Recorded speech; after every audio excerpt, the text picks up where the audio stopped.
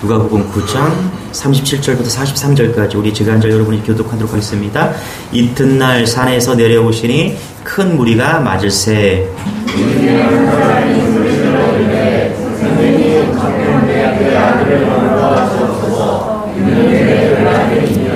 귀신이 그를 잡아 갑자기 부르짖게 하고 경련을 일으켜 거품을 흘리게 하며 몹시 상하게 하고야 겨우 떠나 가나이다.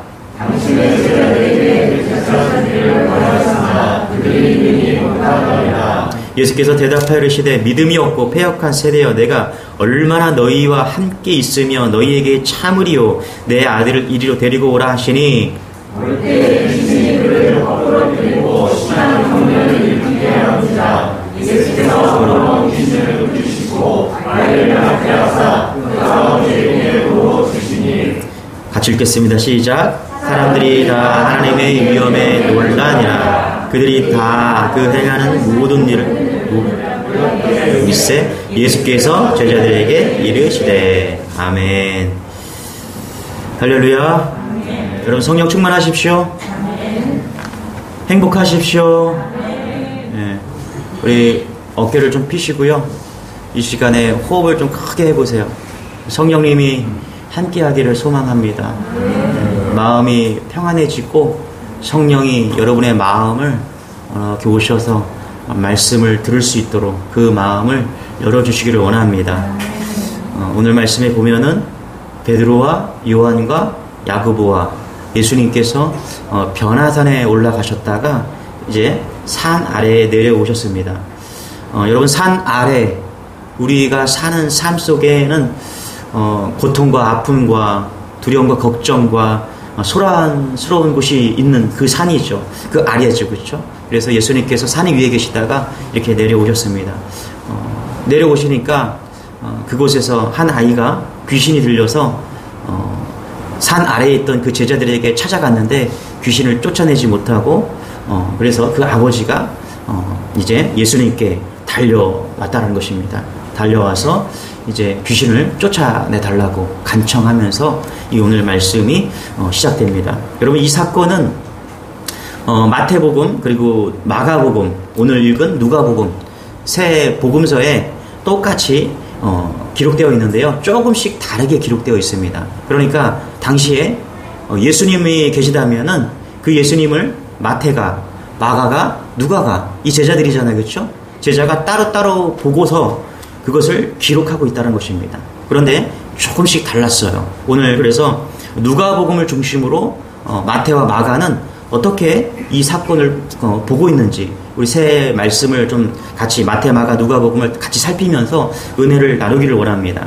우리 38절, 39절입니다. 이렇게 시작합니다. 시작. 무리 중에 한 사람이 소리질러 이르되 선생님, 청컨대 내 아들을 돌보아 주옵소서. 이는 내 외아들이니이다. 귀신이 그를 잡아 갑자기 부르짖게 하고 경련을 일으켜 거품을 흘리게 하며 몹시 상하게 하고야 겨우 떠나 가나이다. 자, 여기 뭐라고요? 귀신 들린 아들이 있는데 이렇게 기록하고 있습니다. 귀신 들린 아들이 있다. 그래서 어떻게 해요? 갑자기 소리를 지른다는 증상이 나타난 것이고요. 경련을 일으키면서 거품을 흘렸다라고 이야기를 합니다. 그리고 자기 몸을 상하게 했다. 자해를 했다는 것입니다. 자, 조금 상하게 한 게 아니에요. 몹시 상하게 했다. 그렇죠? 몹시라고 성경은 기록하고 있습니다. 자, 마가복음 9장 17절에는 똑같은 상황을 이렇게 기록하고 있습니다. 같이 한번 읽어볼게요. 시작. 무리 중에 하나가 대답하되 선생님, 말 못하게 귀신 들린 내 아들을 선생님께 데려왔나이다. 귀신이 어디서든지 그를 잡으면 거꾸러져 거품을 흘리며 이를 갈며 그리고 파리해지는지라. 내가 선생님의 제자들에게 내쫓아 달라 하였으나 그들이 능히 하지 못하더이다. 자, 마가는 이렇게 기록합니다. 아이의 증상이 거꾸러져 거품을 흘린다라고 기록합니다. 한 가지 더 추가하죠. 귀신이 말을 못하게 만들었대요. 자, 그래서 벙어리가 되었다라고 마가는 그렇게 기록하고 있습니다. 자, 똑같은 사건을 보고 있는데 마태, 누가와 마가는 좀 다르죠. 자, 이번에는 마태는 어떻게 기록하고 있는지 마태복음 17장 14절 15절입니다. 같이 읽겠습니다. 시작. 그들이 무리에게 이르되 한 사람이 예수께 와서 꿇어 엎드려 이르되 주여 내 아들을 불쌍히 여겨소서. 그가 간질로 심히 고생하여 자주 불에도 넘어지며 물에도 넘어지는지라. 그렇죠? 마태는요 뭐라고 이야기를 하냐면 그 병을 규정합니다. 뭐라고요? 간질이다라고 규정을 합니다. 그래서 불에도 넘어지고 물에도 넘어진다. 그래서 간질로 이야기하고 있다. 이렇게 얘기합니다. 여러분 세 가지 누가, 마가, 그 다음에 마태복음을 동시에 보면서 우리가 한 가지 깨닫는 것이 있죠. 이 증상이 위험하다. 그렇죠? 행동이 위험하다. 그것을 우리가 볼 수 있다는 것입니다. 여러분 르네상스 미술의 전성기였던 그 1500년경에 아마 레오나르도 다빈치와 그 다음에 미켈란젤로, 여러분들 이야기를 들어서 아시겠죠? 다빈치와 미켈란젤로, 그 다음에 또 한 사람이 누구 있어? 3대 거장을 뽑으라면 라파엘로가 있어. 라파엘로, 산치오라고 이 세 명을 이렇게 3대 그림의 거장이라고 이야기를 합니다. 그 중에서 라파엘로 산치오가 이제 1400년 후반에 태어났는데 1504년에 이탈리아 피렌체로 들어옵니다. 거기에는 피렌체에는 이미 다빈치와 미켈란젤로가 그곳에 있었습니다. 그래서 그곳에 이 라파엘로가 피렌체에 왔을 때 유명한 다빈치와 미켈란젤로의 그 영향을 받게 됩니다. 자, 이게 누구냐면 라파엘로 산치오라는 화가입니다. 여러분들 뭐 서양 화가라서 잘 모르실 텐데 이 당시에 이 라파엘로는요 상당한 미남이었다라고 이야기를 합니다. 그리고 다빈치와 미켈란젤로는 이제 이 라파엘로에 비해서 나이가 많이 들었고요. 이 라파엘로는 젊었다라는 거예요. 그래서 미남에다가 그림도 잘 그리고 거기다가 성품도 상당히 좋았다라고 이야기를 합니다. 그래서 최초의 아이돌 화가다 이렇게 할 정도로 그 팬클럽이 상당히 많았다라고 이야기를 합니다. 그런데 중요한 것은 뭐냐면 이 아이돌 화가가 다빈치와 미켈란젤로의 영향을 많이 받았습니다. 여러분들 그림을 좋아하시는 분들은 많이 아실 텐데요. 자, 이 라파엘로가 마지막에 그린 그림이 있습니다. 그게 뭐냐 하면 이 그림입니다.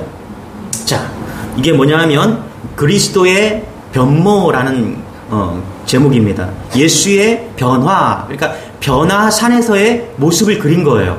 여러분 보시죠.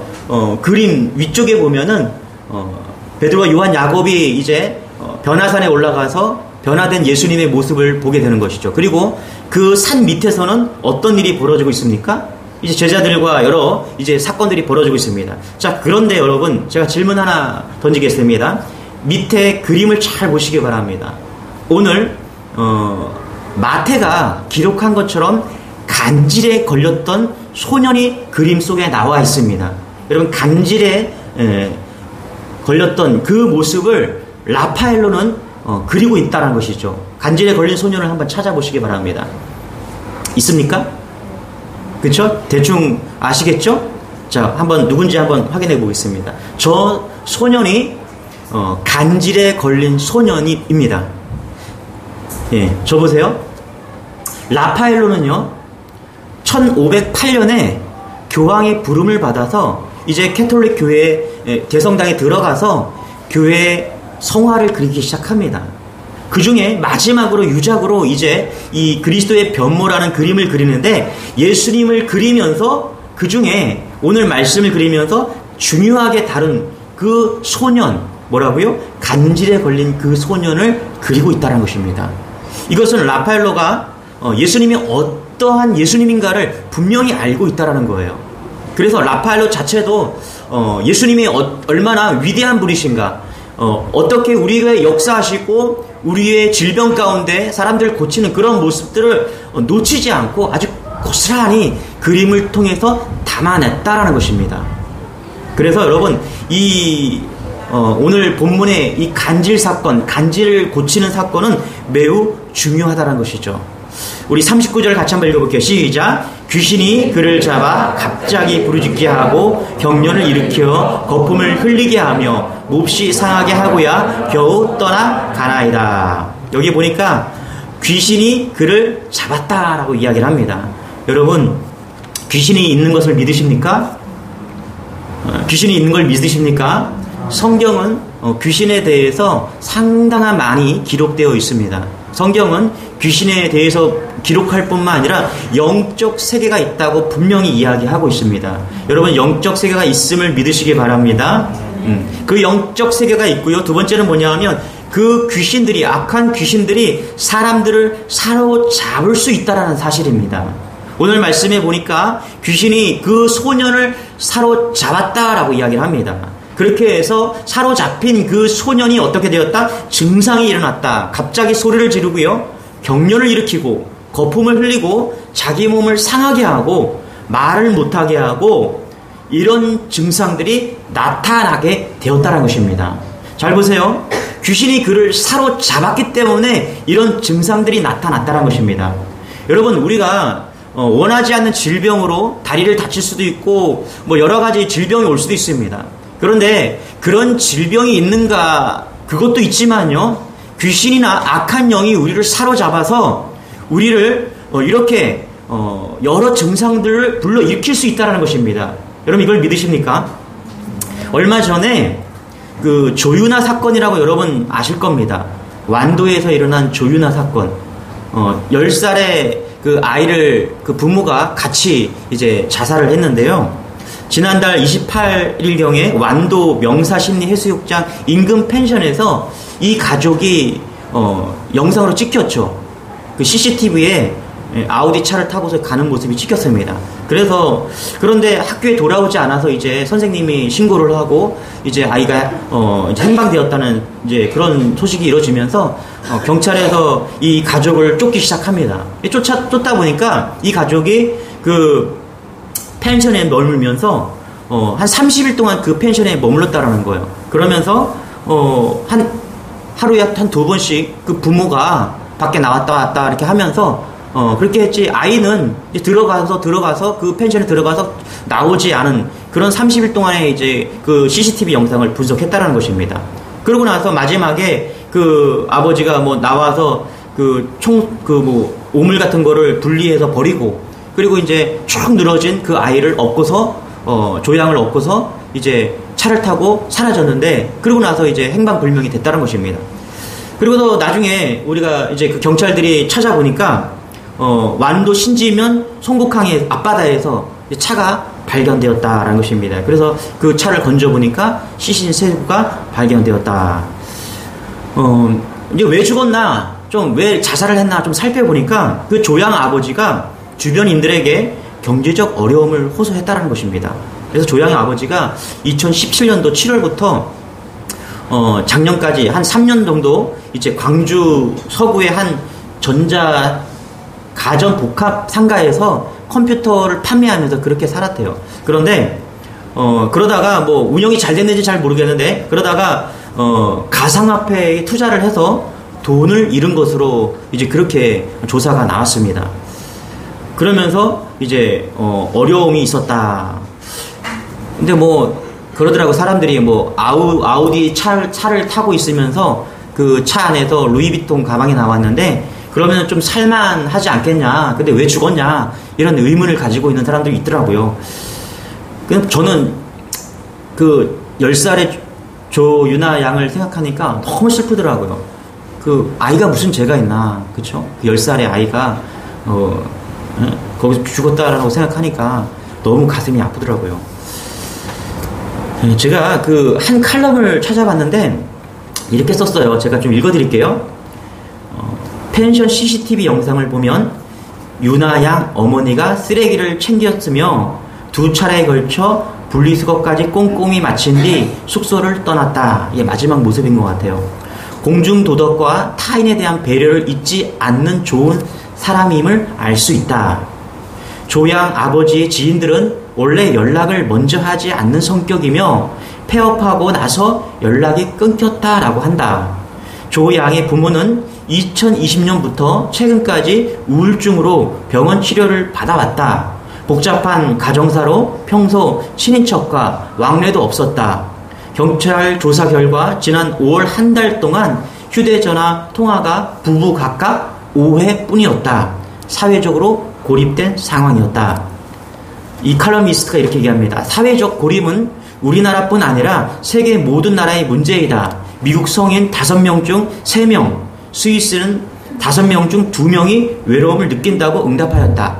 영국은 8명 중 1명이 의지할 수 있는 가까운 친구가 1명도 없다고 응답했다. 그러면서 결론적으로 이 칼럼니스트가 어떻게 하면 우리가 대처할 수 있을까 이렇게 얘기합니다. 사회적 고립과 우울증 그리고 자살은 상호 연관성이 매우 높다. 당연히 무엇보다도 우선해서 정부 정책으로 예산과 인력을 동원하여 대책을 세워야 한다. 정부가 적극적으로 나서서 대인관계의 갈등과 경제 양극화를 완화해야 된다. 그리고 시민이 자발적으로 참여하는 사회운동을 발전시켜야 된다. 저는 이 칼럼을 읽으면서요, 이게 정부가 나설 일일까? 아니, 정부가 나선다고 이 일이 해결될까? 저는 좀 이런 생각을 해봤습니다. 여러분 잘 보세요. 사회가요, 돈을 추구합니다. 돈을 추구하는데 돈을 추구하는 이 사회가 이 문제를 해결할 수 있을까요? 사회는요, 학교도 마찬가지예요. 공부를 추구하잖아요. 그렇죠? 공부를 잘해야지 대우받는 시대예요. 그런데 공부를 추구하는 그 학교가 이 문제를 해결할 수 있을까요?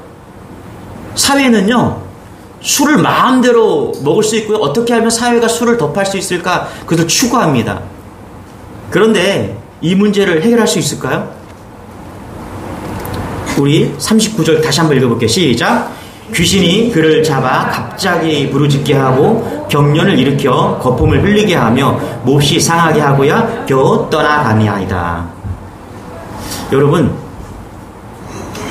돈에 사로잡히면 생명까지 빼앗길 수 있습니다. 이 아들은 귀신에 사로잡혔죠. 그런데 우리 사회는요, 돈에 사로잡혀서 그렇게 살아가고 있습니다.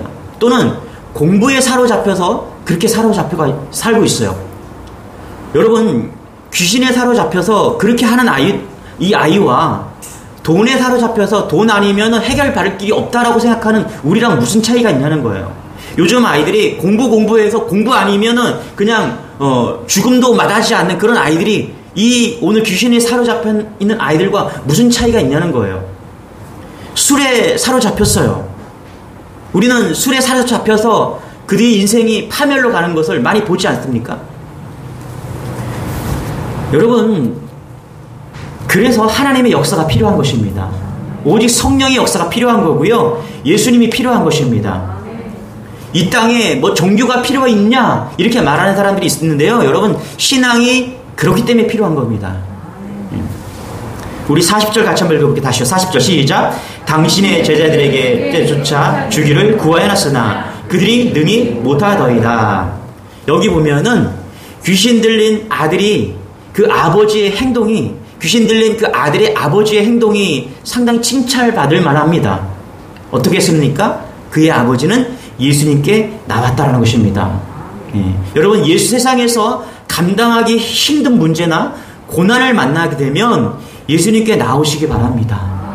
예수님께 나와야 문제 해결이 있고요, 참된 안식이 있습니다. 여러분, 이것을 명심하시기 바랍니다. 제자들에게 나왔어요. 제자들에게 나왔지만 고침받지 못했습니다. 여러분, 여기서 우리가 한 가지 메시지를 또 얻죠. 뭐냐면 제자들에게 나오지 말고 예수님께 나와야 된다는 것입니다. 여러분, 교회에 나와서 목사에게 나오지 마시고요, 교회 나와서 장로 만나러 오는 게 아니에요. 여러분, 교회와 친구 만나러 오는 게 아니라 만나야 될 사람이 있습니다. 그게 누굽니까? 예수 그리스도라는 거예요. 그래서 여러분, 예수 그리스도가 누구신지, 예수님이 어떠한 분이신지, 예수님이 우리의 문제를 해결해 주실 분이시다, 예수님이 우리의 구원을 이루어 주실 분이시다. 그래서 예수님을 만나야 된다는 것입니다. 귀신 들린 아버지, 그 아들의 아버지가 제자들에게 귀신을 쫓아달라고 나왔지만 그렇게 하지 못했습니다. 그래서 예수님께 나왔다는 것입니다. 그리고 41절에 예수님이 이렇게 이야기합니다. 같이 한번 읽어볼게요. 시작. 예수께서 대답하여 이르시되 믿음이 없고 패역한 세대여, 내가 얼마나 너희와 함께 있으며 너희에게 참으리요, 내 아들을 이리로 데리고 오라 하시니. 여러분, 예수님께 나오면 능력이 있습니다. 할렐루야. 마태복음 10장 1절에 보면 이렇게 예수님께서 이야기하셨습니다. 같이 한번 읽어볼게요. 시작. 예수께서 그의 12제자를 부르사 더러운 귀신을 쫓아내며 모든 병과 모든 약한 것을 고치는 권능을 주시니라. 여러분, 오늘 우리가 읽은 이 본문에 보면은 보면은 마태복음에 보면은 이 제자를 부르시면서 먼저 아주 오늘 본문과 밀접한 이야기를 하고 있어요. 뭐냐 하면 예수님께서는 제자들을 부르면서 첫 번째로 주신 게 있다는 거예요. 그게 뭐냐 하면 귀신을 쫓아내는 권능을 주셨다는 거예요. 모든 병과 모든 약한 것을 고치는 권능을 주셨다는 거예요. 여러분, 이걸 믿으시기 바랍니다. 여러분, 예수님께 나와야 될 이유가 여기에 있는 거예요. 예수님께서 우리에게 본인뿐만 아니라 예수님 자체가 권능이 있으신 분인뿐만 아니라 예수님께 그 제자들에게 권능을 주셨다는 거예요. 그래서 누가복음에 보면 12명의 제자들뿐만 아니라 70명의 제자들에게도 똑같은 권능을 주셨다는 거예요. 그러면서 그 권능을 가지고 나가서 전도했더니 뭐라고 보고하냐면 귀신들도 항복했다라고 이야기를 합니다. 우리가 깨달아야 되는 것이 있어요, 여러분. 우리가 예수님을 발견하고 예수님을 만나면 이 권능을 우리가 가지고 있다는 것입니다. 할렐루야. 내가 제자가 되는 순간, 내가 예수님을 믿고 예수님을 나의 구주로 고백하는 그 순간에 우리에게 놀라운 권능이 있음을 믿는 여러분 되시길 바랍니다. 그러면 왜 권능을 받은 이 제자들은 오늘 제자들이 이 귀신 들린 아들을 고치지 못했을까? 한 가지 의문점이 생깁니다. 그 의문점이 37절에 있는데 같이 한번 읽어볼게요. 시작. 이튿날 산에서 내려오시니 큰 무리가 맞을세. 뭐라고요? 예수님께서 산 위에 변화산에 올라가셨을 때 남아있는 제자들에게 이제 어떻게 해요? 그 귀신 들린 아들의 아버지가 아들을 데리고 온 것이죠. 한 가지 추측할 수 있는 게 뭐냐면 이 제자들이 귀신을 쫓아내지 못한 이유는 예수님이 함께하지 않았다는 것입니다. 자, 우리 41절에 또 한 가지 힌트가 있습니다. 같이 읽어보기 시작. 예수께서 대답하여 이르시되 믿음이 없고 패역한 세대여 내가 얼마나 너희와 함께 있으며. 아멘.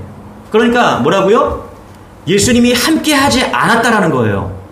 이것을 간접적으로 드러내고 있다는 것이죠. 예수님께서 산 위에 계신 동안에 지금 그 산 아래에서 이런 일이 벌어졌다라는 거예요.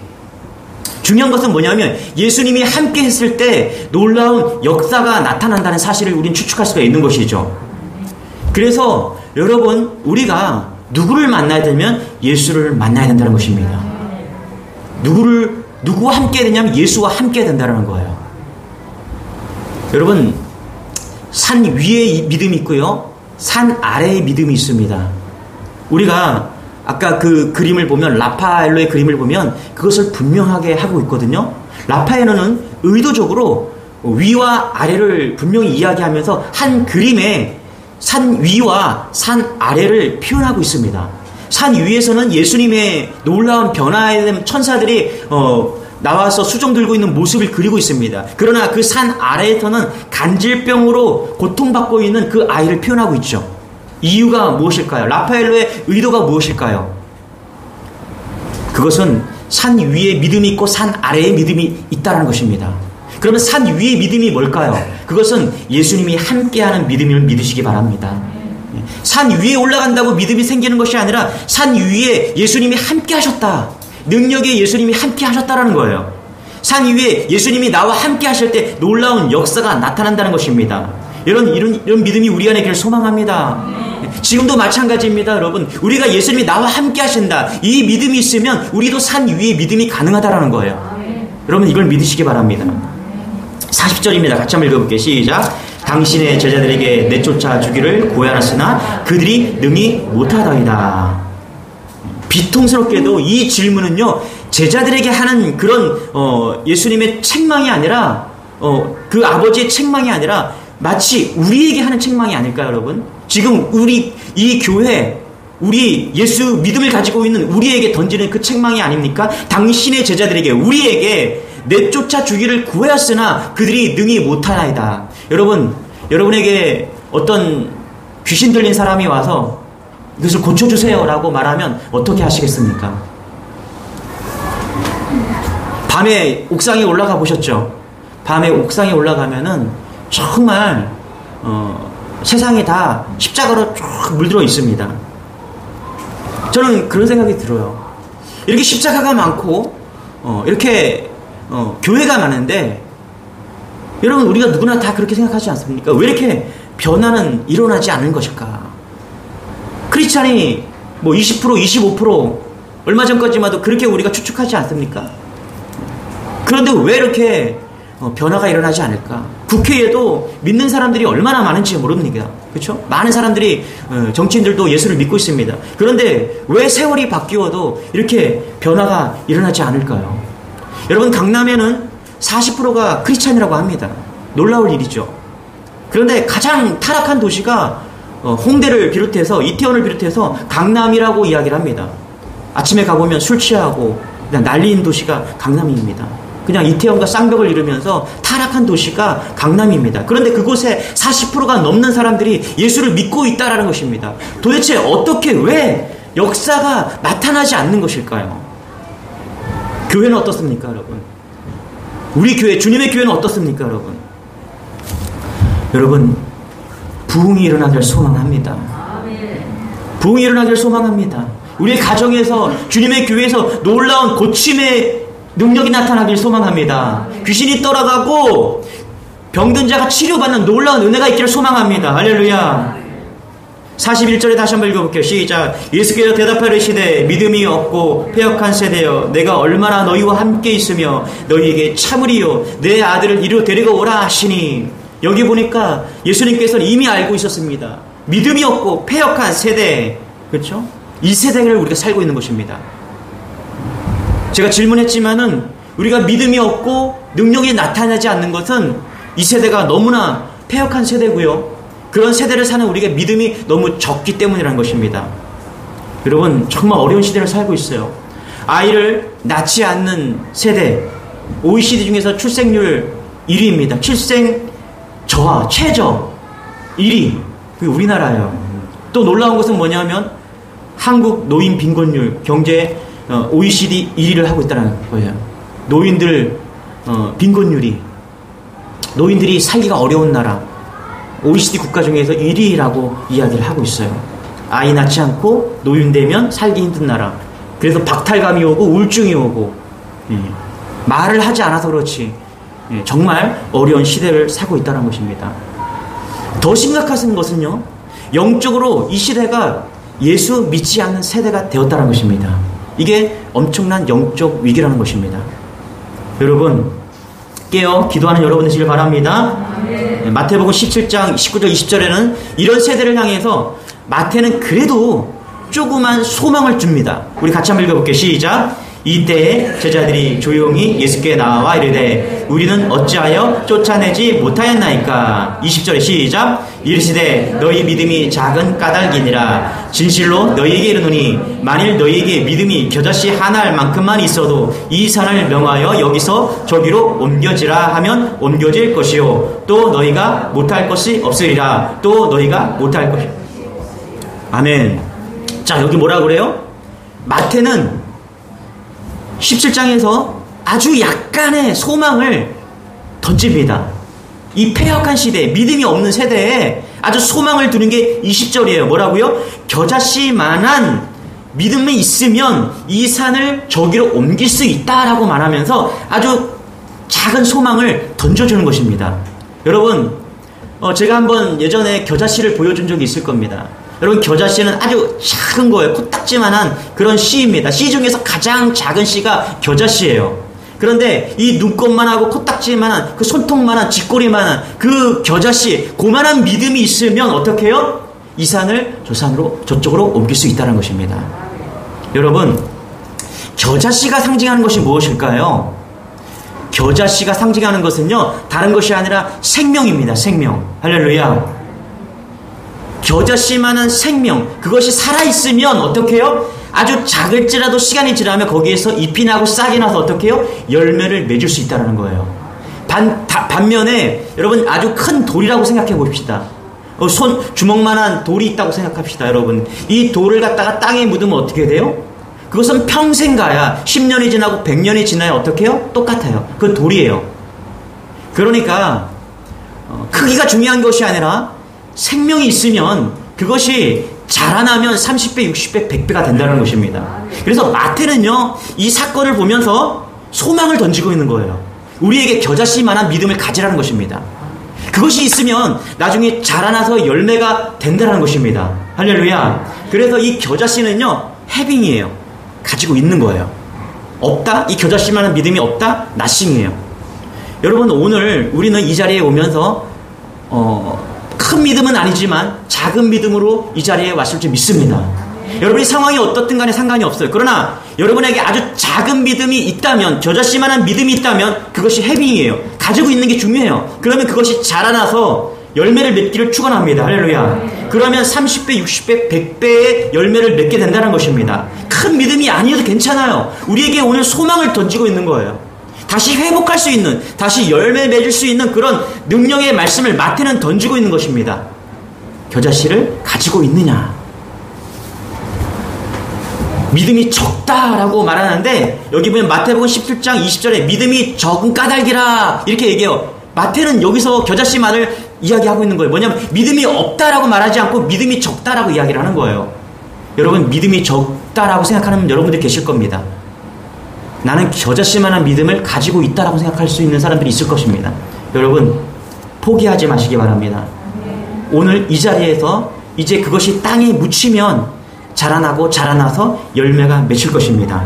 시작이 될 것입니다. 소망이 시작될 것입니다. 할렐루야. 거기에 놀라운 하나님의 역사가 있는 것입니다. 우리 41절, 43절 같이 한번 읽어볼게요. 시작. 올 때에 귀신이 그를 거꾸러뜨리고 심한 경령을 일으키게 하시는지라. 예수께서 더러운 귀신을 꾸짖으시고 아이를 낫게 하사 그 아이에게 도로 주시니. 43절 시작. 사람들이 다 하나님의 위엄에 놀라니라. 그들이 다 그 행하시는 모든 일을 놀랍게 여기 예수께서 저들에게 이르시되. 여기 보니까 42절에 보니까 뭐라 그래요? 더러운 귀신에게 뭐라 그래요? 예수님께서 더러운 귀신을 꾸짖으시고. 아멘. 여러분, 마태복음 10장에 보면은 우리에게 귀신을 쫓아낼 수 있는 권능을 주셨다라고 이야기를 합니다. 이 권능은 뭐냐면 꾸짖을 수 있는 권능입니다. 여러분에게 아무리 작은 믿음, 겨자씨만한 믿음이 있다면 이 능력을 회복하시기 바랍니다. 우리가 예수를 믿는 순간 이 능력을 주셨어요. 어떤 능력입니까? 꾸짖을 수 있는 능력을 주셨다라는 거예요. 여러분의 삶 가운데 고통과 절망이 있다면 여러분 꾸짖으시기 바랍니다. 회복될지어다. 할렐루야. 꾸짖는 거예요. 질병이 떠나갈지어다. 할렐루야. 우리 둘째가 피부가 좋지 않아요. 뭐 아토피 피부가 있어요. 제가 기도해요. 하나님, 기도합니다. 피부 씻고 나서 항상 기도해요. 하나님, 아토피가 떠나갈지어다. 예. 한 번에 안 떠나갈 수가 있습니다. 그런 저는 믿습니다. 저의 병을 고쳐주셨던 그 예수님께서 이 자녀의 피부까지 고쳐줄 것을 믿습니다. 그래서 기도하는 거예요. 떠나갈지어다. 우리는 예수님이 아니기 때문에 예수님이 한 번에 고칠 수 있지만 여러분, 그러나 우리에게 능력이 있습니다. 할렐루야. 포기하지 않고 기도하는 거예요. 저는 믿습니다. 제가 어느 날 간증할 겁니다. 우리 둘째 아이가 나왔습니다. 할렐루야. 초등학생 아이가 자꾸 종이를 찢는 거예요. 제가 한번 간증했었죠. 초등학교 아이가 계속 손에다가 종이만 쥐어주면 찢는 거예요. 그리고 종이에 뭔가를 안 쥐어주면은 입에 손을 묻어뜯는 거예요. 손을 막 피가 날 정도로 막 물어뜯는 거예요. 병원을 가본 거예요. 어머니가 하도 걱정이 되니까 이 병원도 가보고 저 병원도 가보고 아이에게 뭐 약도 따로가 없는 거예요. 여러분 어떻게 고치겠어요? 애가 물어뜯고 손을 묻어뜯고 종이를 찢는데 어느 날 안 되다 싶어갖고 아주 작은 겨자씨 믿음이 발동한 겁니다. 목사님 가서 기도를 한번 받아야 되겠다. 여러분 예수님께 나오시기 바랍니다. 목사님께 가서 기도를 받았어요. 기도하고서 목사님이 아이의 얼굴을 쳐다보면서 종이 찢지 마. 그 다음부터 종이를 안 찢게 됐을 믿으시기 바랍니다. 그 다음부터 손을 물어뜯지 마. 그 다음부터 아이가 손을 물어뜯지 않게 된 줄 믿으시기 바랍니다. 여러분 우리는 예수님이 아니라서 한 번에 할 수 없을지도 모릅니다. 그러나 포기하지 마십시오. 포기하지 않는 그 믿음, 겨자씨 믿음입니다. 마가복음 이렇게 표현합니다. 마가복음 9장 26절에 마지막을 이렇게 표현해서 같이 한번 읽어보기 시작. 귀신이 소리 지르며 아이로 심히 경련을 일으키게 하고 나가니 그 아이가 죽은 것 같이 되어 많은 사람이 말하기를 죽었다 하나. 27절 예수께서 그 손을 잡아 일으키시니 이에 일어서니라. 아멘. 마가복음에 보면은 마가는 마지막에 귀신 쫓아내는 그 모습을 뭐라고요? 죽은 줄 알았는데 예수님께서 손을 잡아 일으키시니, 그러니까 뭐라고요? 일어서니라. 아멘. 할렐루야. 여러분, 이것은 우리가 달리다 쿵 아시죠? 그 야이로, 회당장 야이로의 딸에게, 소녀에게 말했던 달리다, 여기가 소녀거든요. 쿵, 소녀야 일어나라, 이건 거예요. 그러니까 마가복음, 마가는 이렇게 얘기한 거예요. 그 귀신 간질 걸린 그 소년을 예수님께서 손을 잡고 일어서니라. 그때 뭐라고 한 거예요? 예수님께서 쿵 한 거예요. 쿵. 여러분, 이 능력이 우리 안에 있기를 소망합니다. 여러분이 아무리 절망적인 상황이 있어도요, 작은 겨자씨만한 믿음, 예수님이 나와 함께 하신다는 이 믿음 믿고 그때 꾸짖는 겁니다. 어떠한 절망 상황 속에서도 질병을 향해서, 여러분의 문제를 향해서, 고통을 향해서 꾸짖는 거예요. 뭐라고요? 쿵, 일어나라. 떠나갈지어다. 할렐루야. 그럼 떠나가고, 할렐루야, 거기에서 기적이 시작됨을 믿으시기 바랍니다. 여러분, 제발 부탁드립니다.